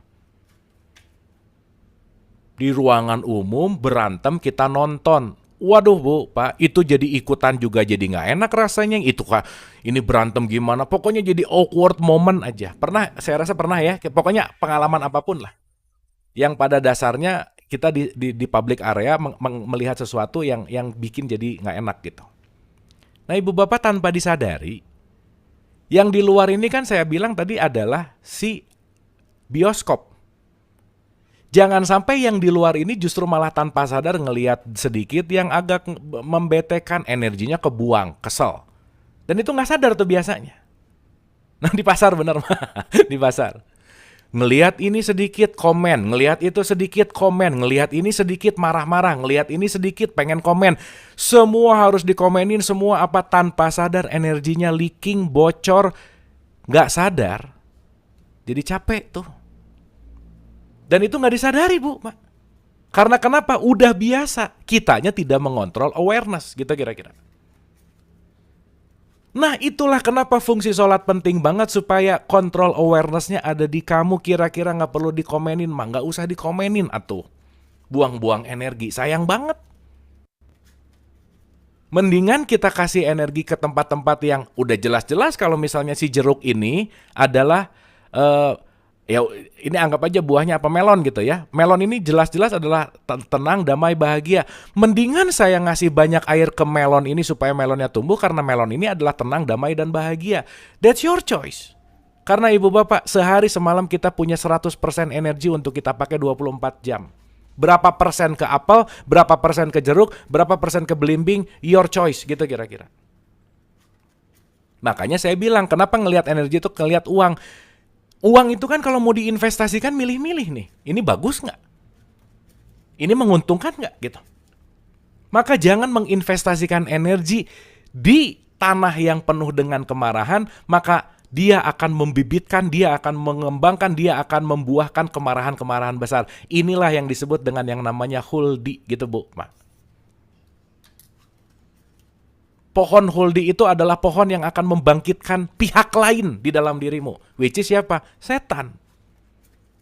Ibu bapak nggak pernah ketemu sampai hari ini. Sok ibu bapak cari di mana? Mau di Carrefour, mau di mana? Nggak ada. Mas, mbak nyari buah huldi? Nggak akan ada. Karena huldi itu perumpamaan. Huldi itu ketika pihak lain yang mendominasi dirimu. Setan di mana dia penuh dengan amarah, penuh dengan kebencian, penuh dengan apa. Berarti ketika bangun pagi saya membenci orang lain, belum apa-apa udah makan buah huldi. Nah gitu kira-kira Bu, Pak. Yes, pengetahuan yang datang dari luar diri. That's it. Betul, salah satunya begitu. Paham ya? Yang mengontrol kita dari luar diri kita gitu kira-kira. Clear ya Bu, Pak? Oke ya? Kan tadi sekarang spirit kita adalah latihan. So, ya kesimpulan dulu nih. Wih, kayak mau selesai tapi masih panjang ternyata. Nggak apa-apa ya Bu, Pak. Kita simpulkan. Kan kita topik besarnya adalah mau masuk ke kelasnya kan. Nah, di pertemuan kedua mau masuk ke kelasnya dia. Jadi intinya mau masuk ke kelasnya itu adalah menuju Baitullah. Menuju Baitullah itu berarti kan perjalanan dari syahadat, sholat, puasa, zakat, nanti akhirnya menuju Baitullah. Sebenarnya kita lagi mau ngomongin rukun Islam sih, gitu kira-kira. Tapi dari sudut pandang perspektif kesadaran, gitu kira-kira. Makanya kelas yang sejati itu adalah rumahnya Allah. Rumahnya Allah ada di mana? Kan kamu tuh bangunannya Allah. Berarti kamu tuh adalah sebetulnya bangunan rumahnya Allah. Tapi Allah jarang jadi tuan rumah gitu kira-kira. Kenapa? Ada pihak lain yang menguasai. Makanya ibu bapak ini rumahnya Allah. Yuk kita biarin Allah jadi tuan rumah aja udah. Jangan disuruh jadi tamu terus. Dikasihnya disimpannya di ruang tamu lagi. Atau di gudang apalagi lebih bahaya. Ya, nanti butuh-butuh baru buka gudang. Udah nggak butuh, simpan lagi di gudang, gitu kira-kira. Ya paham ya maksudnya ya? Oke, so jadi gini.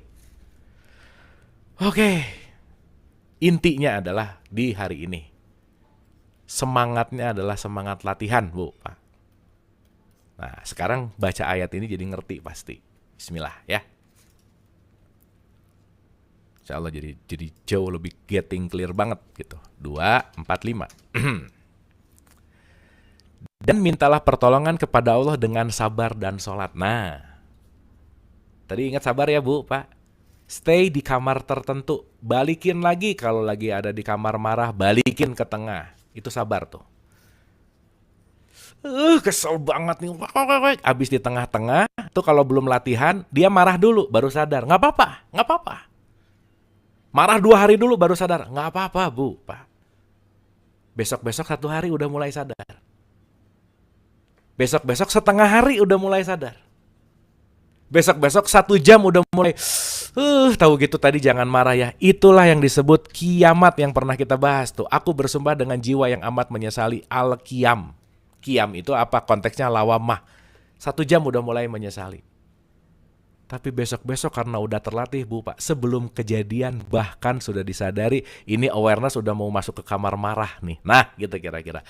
Stay di sini aja lah. Cuman ngapain? Menyaksikan. Jadi justru nanti kita akan banyak nonton orang marah-marah Bu, Pak. Iya, gitu kira-kira. Jadi kerjaannya apa? Nonton orang marah-marah, nonton orang bete, nonton orang komplain, nonton. Kitanya tidak terlibat. Tapi involving. Dalam artian tadi ya, larut, tapi nggak hanyut gitu. Karena kalau nggak melarut jadi apatis tadi tuh. Jadi cuek. Tapi begitu saya melarutkan diri, jadi sayanya jadi nggak ikut-ikutan hanyut jadi marah-marah. Enggak, gitu kira-kira. Saya tuh bete ya teman saya gitu. Iya teman kamu tuh kurang ajar. Nah itu mah larut beneran gitu. Sorry. Hanyut beneran gitu kira-kira. Nah kalau ada yang datang jangan hanyut, jangan. Larut aja udah. Tuh ya. So, Ibu Bapak, apa yang perlu kita latihan sekarang? Kita bisa selalu mengkontrol awareness kita dengan tekad dan niat, Bu, Pak. Ikhtiar. Oke? Pokoknya yang penting sekarang, makanya aduh ini keren banget. Ingatlah Allah kamu waktu berdiri, duduk, atau berbaring. Kan keren, Bu, Pak. Itu tuh kalimat sebenarnya. Keep centering loh, karena Allah ada di center. Nanti di pertemuan yang akan datang. Di mana letak, terus-terusnya gitu kira-kira. Oke ya. Jadi intinya apa yang perlu sekarang kita latih adalah yuk keep centering, tetap tengah, tetap belajar jadi saksi, gitu kira-kira. Latihannya apa? 5 kali sholat sehari semalam. Puasa. Pokoknya ritual-ritual itu latihan hanya untuk menjadi saksi aja. Oke, kita balik lagi ke ayat tadi. Bismillah ya. Paham lah. Dah, oke. Ibu bapak FK mah pokoknya mantep lah. Slog 10.000 up semua gitu. Mintalah pertolongan kepada Allah dengan sabar dan sholat. Oh itu maksudnya. Oke. Jadi gimana sedikit? Ingat apa nih? Saya lagi investasi energi di mana nih? Gitu kira-kira Bu. Oh jadi nanti serba hati-hati gitu. Itulah nanti yang disebut orang takwa. Dia sangat hati-hati untuk menginvestasikan energinya kemana. Next pertemuan kita akan bahas ke situ ya. Makanya ya ayyuhalladzina amanu kutiba alaikumusiyam kama kutiba alal ladzina min qablikum la'allakum tattaqun gitu. Jadi orang takwa itu orang yang waspada. Tawaktu wikoyah dari bahasa Arabnya artinya adalah alert gitu. Tetap bagaimana saya mau mengguard diri saya supaya saya ada di jalurnya Tuhan gitu kira-kira. Saya ulang ya. Mintalah pertolongan kepada Allah dengan sabar dan sholat, dan sesungguhnya yang demikian itu sungguh berat kecuali bagi orang yang khusyuk. Siapa orang yang khusyuk? Yang keep di kamar center terus. Itu orang yang khusyuk. Kenapa? Balik lagi. Siapa yang khusyuk? Orang yang yakin akan ketemu. Ya ketemu nanti di situ, di center. Makanya ibu bapak ya, nanti Lailatul Qadar tuh. Kan kalau Isra Miraj tuh dari bawah ke atas tuh. Ya, dari bawah ke atas. Hamba yang menghampiri Tuhan gitu. Tapi nanti kalau udah masuk Lailatul Qadar, kita ketemu di tengah ya kata Tuhan. Supaya kamu gak kejauhan. Gitu kira-kira. Kita ketemunya di center gitu. Jadi kamu ke tengah, aku ke tengah. Nah, ketemunya di situ. Disitulah nanti malam 21, 23, 25. Akhirnya jadi apa? Idul Fitri. Wah, seru Bu, Pak. Bismillah ya. Dah, nanti belok ke situ panjangnya jauh. Beloknya panjang, tapi poinnya adalah yuk kita jadi belajar khusyuk Bu, Pak. Khusyuk tuh bukan nunggu nanti, mau khusyuk, ngapain nanti suruh Allahu Akbar. Bukan. At any time. Mari kita menghusyukkan diri kapanpun dan dimanapun. Karena kenapa? Khusyuk adalah keep centering. Dari kamar-kamar marah, dari taman-taman marah, tetap menuju kepada tengah. Dan ingat Bu, Pak, waspada menginvestasikan energi. Kemana awareness mengalir, di situ energi akan mengalir. Kemana awareness pergi, ke situ juga energi akan pergi. Kemana dan di mana yang paling sering dikunjungi oleh awareness, oleh air, oleh uang, disitulah yang akan tumbuh. Maka kalau sekarang tumbuhan banyak berbuahnya adalah marah-marah, dikurangin dikit-dikit gitu. Kita ganti ke tengah gitu kira-kira. Ya, kalau bisa tamannya digarap ulang gitu kira-kira. Supaya apa? Mengalir airnya di situ. Jannah itu kan taman, Bu. Surga itu dia gambarkan pakai taman gitu. Taman apa? Ya taman, sebetulnya taman pikiran dalam tanda petik gitu. Di mana kita semua akan membuahkan apa yang kita tanam. Itu dulu, Bu, Pak. Hatur nuhun, mudah-mudahan ada manfaatnya pertemuan kita di pagi menuju siang hari ini. Mudah-mudahan ada sesuatu yang bisa diambil. Saya kembalikan dulu ke Bunda Isya. Mangga, Bun.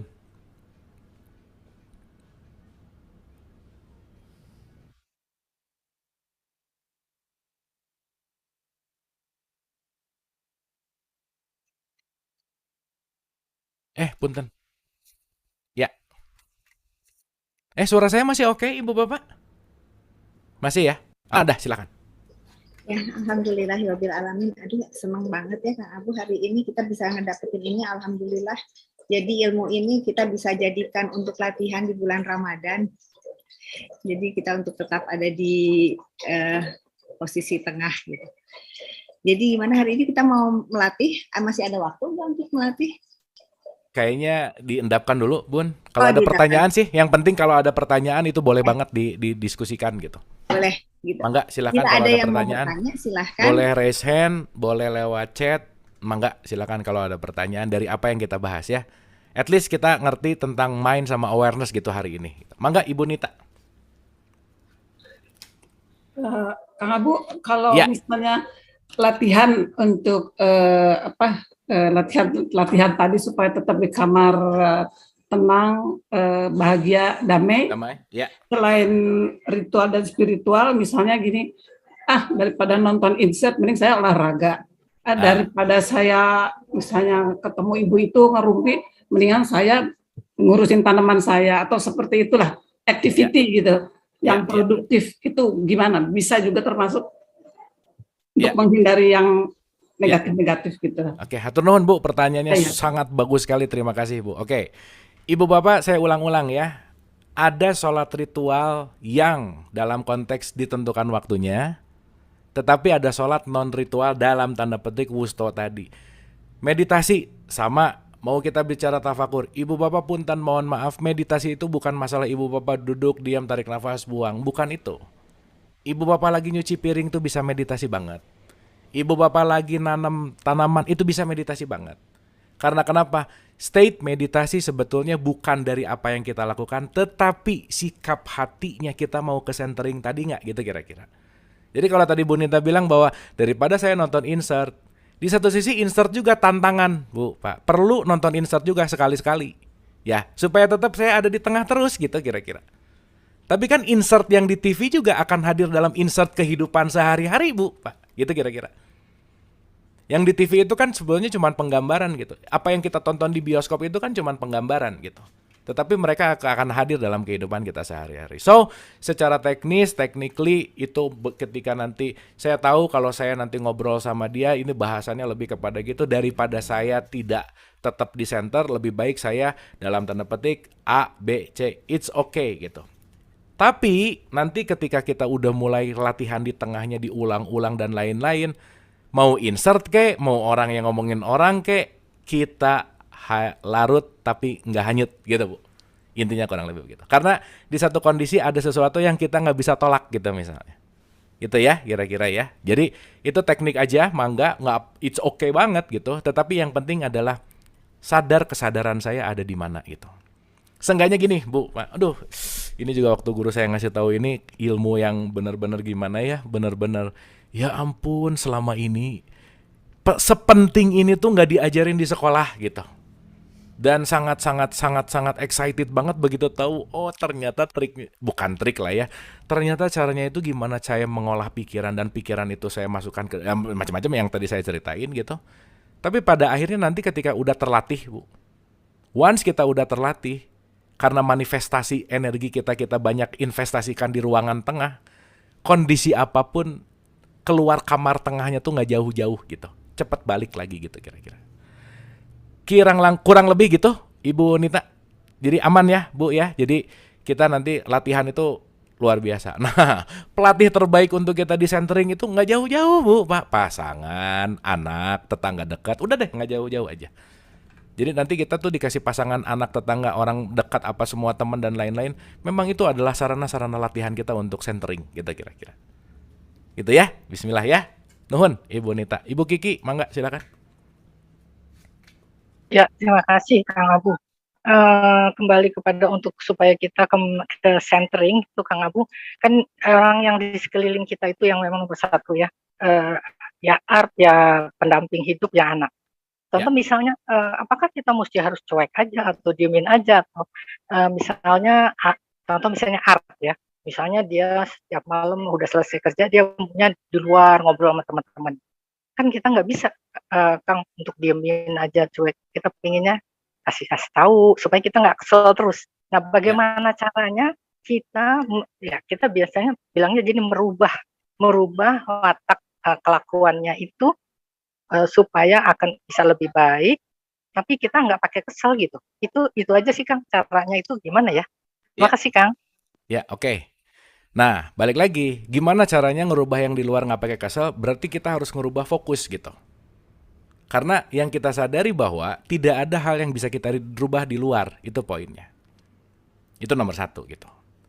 Nah, begitu keinginan ingin merubah, berarti keinginan ingin dalam tanda petik tidak sesuai dengan yang namanya juga hukum dalam tanda petik gitu. Itu 1. Nah, artinya gini kurang lebih.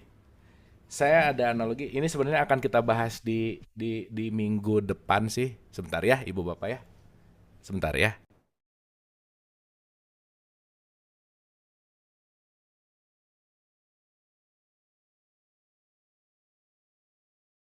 Nah, ini dikasih analogi sederhana aja ya, supaya kita belajar gitu. Karena gini, Ibu dan Bapak, somehow perubahan itu akan terjadi ketika energi, vibrasi, dan frekuensinya jadi matching gitu. Kenapa ada orang mau dengerin si A tapi susah dengerin si B? Karena vibrasi yang menyampaikannya beda, Bu. Ya, nah ini pentingnya. Ini saya sebut analogi tisu, Ibu dan Bapak. Ibu Bapak tahu tisu ya, kita bisa lihat tisu. Anggap aja si tisu ini kan ada 4 penjuru tuh. Ujung kiri adalah pasangan kita, ujung kanan adalah anak kita, yang di belakang adalah ART misalnya, yang di sini adalah tetangga. Pokoknya ujung-ujung di luar diri kita. Kita semua adalah di center. Di center nih. Saya mau nanya, kalau kita semua ada di center, jadi kalau kita menempatkan diri kita di center, kita ini akan menjadi center dalam tanda petik. Ibu Bapak, kalau sekarang si center adalah diri saya naikkan derajat kesadarannya, saya naikkan tingkat limitasi kesadarannya, berarti saya naik. Berarti kalau yang di tengah naik, yang lain ikut naik nggak kira-kira? Ikut naik. Jadi cara untuk mengajak mereka ikut naik adalah naikkan kesadaran saya gitu. Cara untuk merubah yang di luar adalah naikkan kesadaran saya. Nah, konsep ketika ngasih tahu, memberikan apa dan lain-lain. Beda ketika kita ada di center untuk berbicara, vibrasinya. Dan beda ketika ada di kamar marah, ininya dalam tanda petik bicaranya gitu. Berarti yang harus diselesaikan kemana? Ke dalam dulu gitu. Somehow, Bu Kiki ini sih saya rasa juga pernah mengalami gitu. Banyak banget yang pengen diomongin supaya berubah tanpa disadari begitu saya rubah di dalam, nggak ngomong pada berubah masing-masing gitu kira-kira. Kok jadi gini ya? Kok jadi gitu ya? Gitulah kira-kira.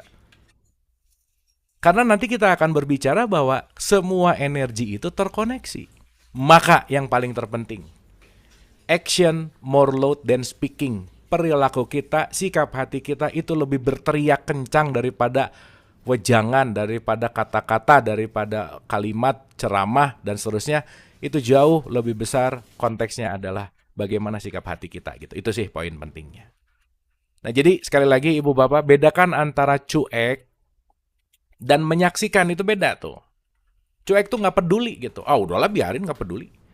Saya tahu kalau itu tuh membahayakan, tapi karena udah belajar nih, biarin aja.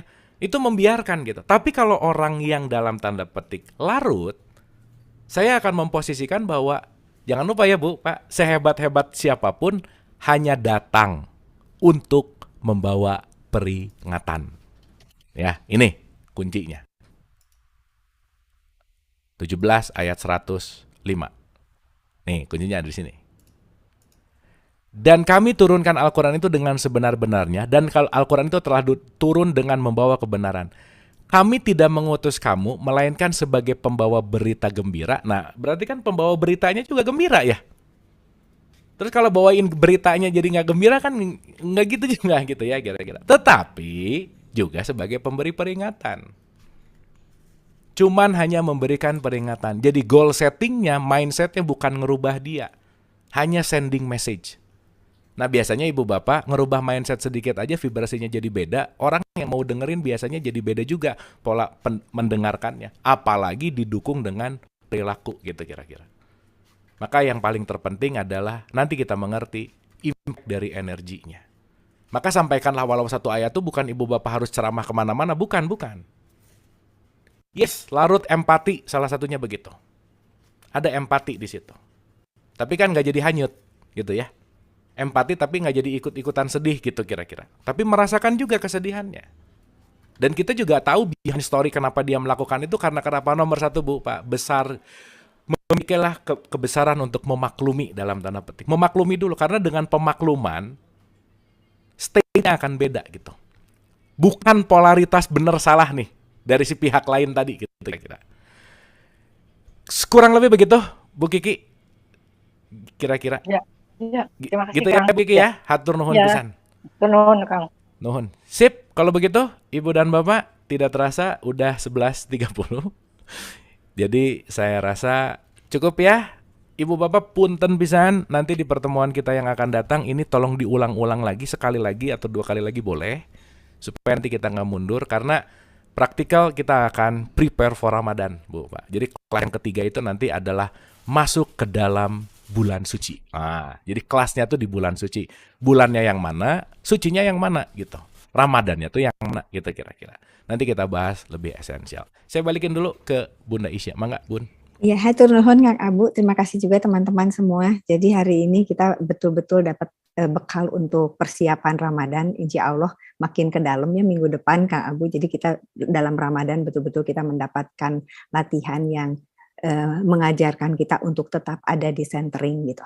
Itu karena kemarin juga saya ngobrol sama Teh Dice juga pas ini ya Teh Dice topiknya ya. Jadi ternyata semuanya dari yang kita lakukan ini, Kang Abu kalau saya ngambil kesimpulan yaitu untuk membawa diri kita pada tetap ada di centering, ada di awareness gitu, standing as awareness gitu.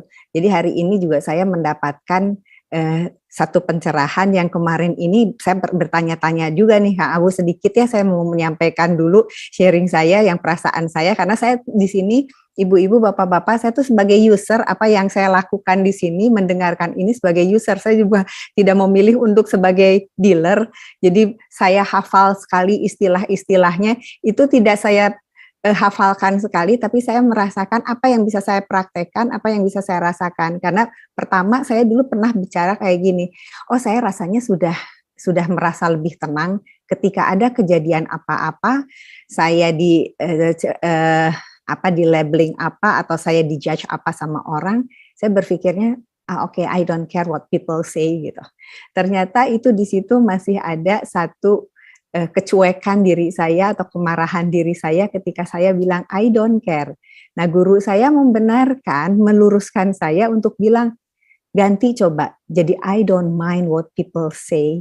Itu ternyata dengan kata segitu aja udah membuat saya adem gitu. Itu padahal saya belum paham banget, tapi iya juga ya kalau I don't mind saya sepertinya larut gitu Kang Abu ya ke dalam masalah itu, tapi I don't mind gitu. Itu jadi ternyata oh ini latihan untuk saya, oh ini sholat saya untuk menghadapi bagaimana saya menghadapi masalah ini. Jadi masalah itu bukan saya harus lari Kang Abu, tapi memang saya harus hadapi, tapi saya tidak terganggu dengan sesuatu itu. Jadi ketika ada orang curhat sama saya juga yang sebetulnya, ini dia masih seneng banget nih nonton sinetron gitu. Tapi tetap saya berempati gitu untuk merasakan apa yang dia rasakan, tapi saya tidak larut. Jadi mungkin Kang Abu di sini empati sama simpatik juga itu beda ya, karena kalau empati mungkin masih boleh karena kita hanya berempati saja gitu. Kalau simpati kan kita larut. Kemudian kita langsung ikutan sedih gitu, ikutan juga apa yang dia rasakan, kebenciannya dan lain sebagainya. Jadi hari ini alhamdulillah terima kasih Kang Abu, itu saya mendapatkan sekali tambah jelas artinya I don't mind dan I don't care gitu. Semoga I don't mind ini betul-betul menggiring kita dengan latihan-latihan sholat 5 kali ini yang mengingatkan kita untuk tetap ada di centering. Cuman itu aja sharing dari saya Kang Abu. Terima kasih banyak teman-teman sudah ada di sini. Semoga hari ini betul-betul membukakan kita dan mengarahkan kita ke yang lebih centering lagi. Terima kasih Kang Abu. Ternuhun, terima kasih Ibu dan Bapak, mudah-mudahan bermanfaat untuk pertemuan kita di pagi menuju siang hari ini. Bismillah ya, kita sama-sama murid, kita sama-sama belajar, kita sama-sama terus latihan, pokoknya semangat untuk latihan.